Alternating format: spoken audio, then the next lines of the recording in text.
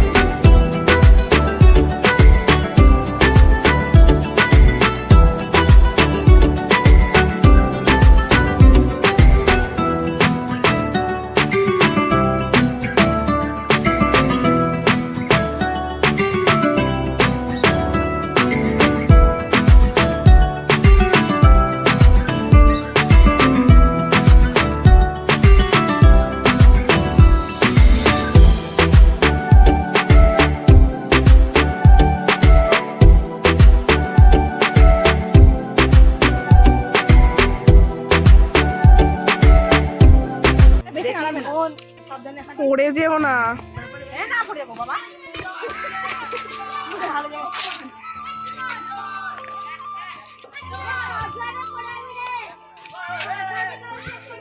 Suicide করতে যাচ্ছ নাকি? সুইসাইড করতে যাচ্ছ নাকি?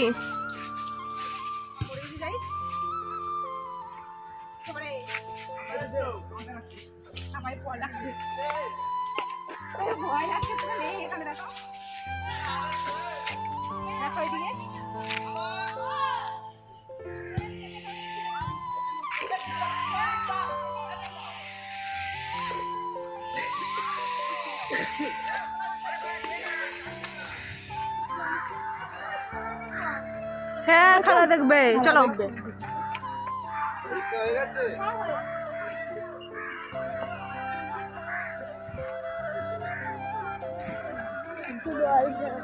হ্যাঁ,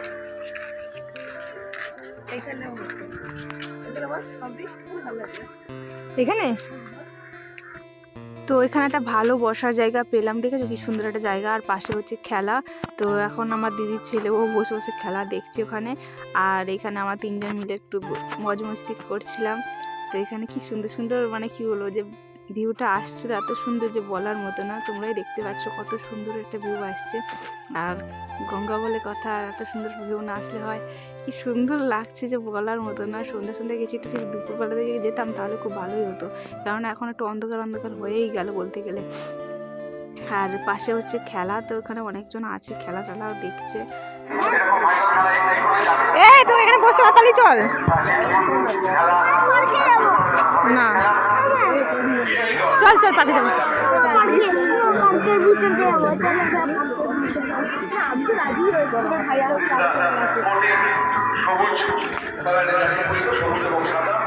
এখানে টিকিট লাগে না? এখানে টিকিট লাগে না? হ্যাঁ,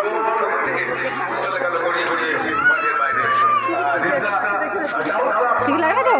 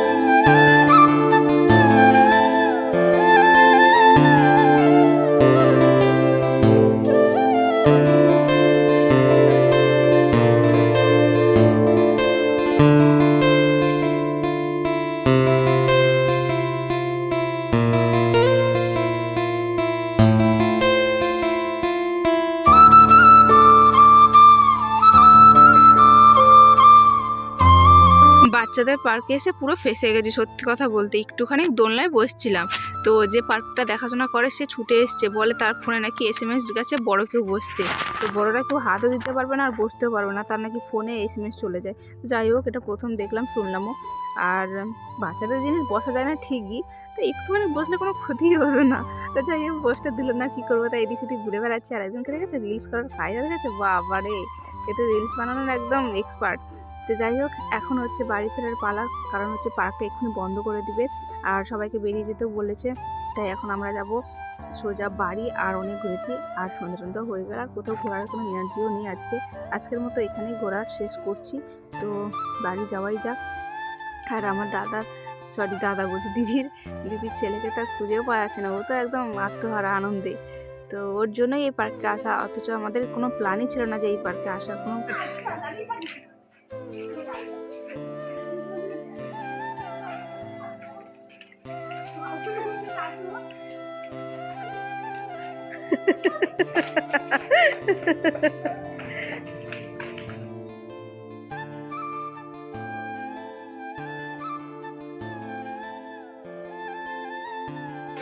হায় রে ভগবান, দুজনে বসে পড়েছে। যা যা যা যা, পাগলামের চরম সীমায়। তোলো গো তোলো। সত্যি পাগলামি যখন চরম পর্যায়ে একদম চলে যাই আমরা, তো এমন মজা করতে করতে সত্যি বলার মতো না। তো যাই হোক, এইসব খুবই মিস করবো, বাড়ি চলে গেলে খুবই মিস করব তো এদেরকে। আর এত মুটকি যে বলার মতো না। যাই হোক, সারা রাস্তা মানে পার্ক থেকে বেরিয়ে মাসির বাড়িতে যেতে প্রায় আধা ঘন্টাখানিক লাগে। তো বেরিয়ে সারা রাস্তা মজ মস্তি করে করে হেঁটে হেঁটে এসেছি, সারা রাস্তা মজ মস্তি করতে করতে।